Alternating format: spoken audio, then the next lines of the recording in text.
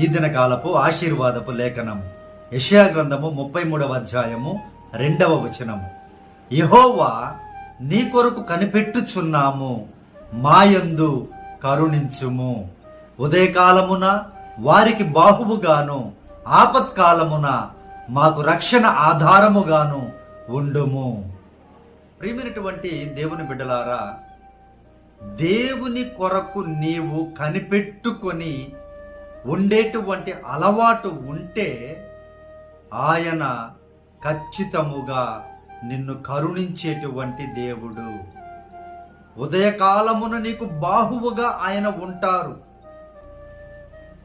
ఆయన ఆపదలలో ఆదుకునేటువంటి దేవుడు.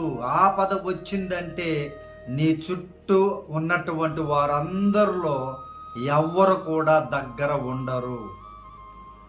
ఎవరో 100కో 1 కోటికో